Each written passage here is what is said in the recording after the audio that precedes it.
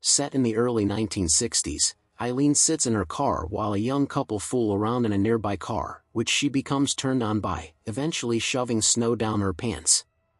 She drives back to her house in a car whose engine causes the cabin to fill with smoke unless the windows are down.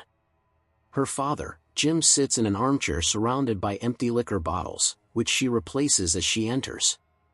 Going upstairs to her bedroom, she lays on her bed sucking on sweets, then spitting them out before falling asleep. The following morning, she arrives at the boys' prison in which she works as a secretary.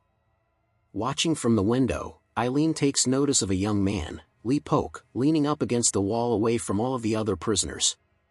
At visiting hours, she pats down all of the women coming to visit, then fantasizes about a young guard and touches herself. While leaving, she passes the going-away party for the prison psychologist, Dr. Fry, who is being replaced the following day. When Eileen arrives home, she finds Jim drunk in the street pointing his gun at passers-by, while a policeman, Buck Jefferson White, attempts to calm him down. She gets him back inside and, since Jim is a former police chief, the officer leaves him in her care. Her father then berates her for not being as good as her sister or her deceased mother and for not making a life of her own. To keep him from going back outside, Eileen takes all of his pairs of shoes and locks them in the boot of her car. One day, Rebecca St. John arrives at the prison, taking the role of the new prison psychologist.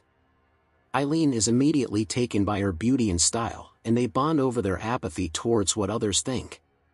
The annual Christmas pageant arrives, which is quickly mocked and ruined by a rowdy group of prisoners. Rebecca takes notes, then leaves hastily once the fighting breaks out. On the way home, Eileen buys a pack of cigarettes, which Rebecca had been seen to be smoking that day. Jim reveals that Lee Polk is in jail for killing his father, another former cop, and hasn't said a word to anyone since the brutal murder. When arriving at work the next day, Eileen stares at Lee Polk through the window of his cell, then peruses through his file, including graphic pictures of the murder. Rebecca catches her and helps her clean up, then laments about the lack of suitable men in the area and invites Eileen to stop by her office sometime. The following morning, Polk arrives to visit her son, having been called in by Rebecca. However, Lee refuses to speak to her, and she leaves in an angry fit. Rebecca takes him back to her office, which Eileen drops by to give her back her notebook. Rebecca seems worried that she may have read it, then invites her out for drinks at the local bar. Eileen gets dressed in her best clothes and sneaks out of the house. At the bar, the girls drink and chat, then begin dancing together, even fending off the advances of other men to stay together. At the end of the night, Rebecca kisses Eileen, which leaves her stunned and smiling. Eileen decides to stay at the bar, smoking one of Rebecca's cigarettes and drinking martinis. Eileen awakens in her car in a pile of her own vomit, having been locked out of the house by her father.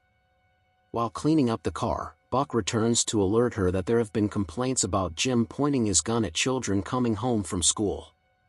It has been arranged that the gun will be placed in Eileen's care, though under the condition she not use it against Jim.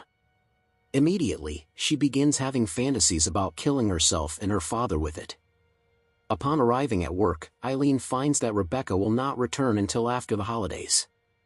Upset and hurt, Eileen breaks into Rebecca's office and spends the day sleeping on her desk. She returns home and finds Jim passed out in his own blood, having fallen down the stairs. She takes him to the hospital, where the doctors bandage him up and alert Eileen that this drinking is on track to kill him. When they return home, Jim insists on having a drink with Eileen, but ends up telling her that she's the kind of person that doesn't matter and simply fills up space, causing her to cry. The following day, Rebecca calls and invites Eileen over to her house for Christmas Eve. Eileen is ecstatic and rushes to get dressed up for their evening. Over wine, the pair discuss the idea of being normal and Rebecca's frustrations about not seeing the change she hoped for in the prison. She then reveals that this is not her house, but rather the Polk house, and she has Mrs. Polk tied up and drugged in the basement until she confesses to her part in the abuse. While originally aghast and horrified, Eileen is convinced to stay and gathers her father's gun from the car. Under Rebecca's direction, Eileen threatens to shoot Mrs. Polk if she doesn't confess. Eventually, Mrs. Polk breaks down and reveals that, While she didn't originally know about the abuse, she had found out but remained complicit because she liked the intimacy with her husband afterwards. Enraged, Eileen shoots Mrs. Polk in the shoulder, who begins screaming. Rebecca is horrified and rushes to stop the blood and screaming, eventually helping Eileen force-feed Mrs. Polk medication to knock her out. Eileen suggests that they should take Mrs. Polk to Jim's house, as people would believe that he shot her during a blackout. She confesses her love for Rebecca and tells her that it will all be okay. Rebecca agrees to the plan, saying she will clean up the basement, then meet Eileen there. Eileen arrives back at the house, packs her bag, and waits for Rebecca, who never shows. Eileen instead decides to take the car to the woods and leave it running with Mrs. Polk in the back to asphyxiate, then hitchhikes down the road. In the final shot, as Eileen sits in the cab of the truck, she smiles to herself. Please subscribe for more movie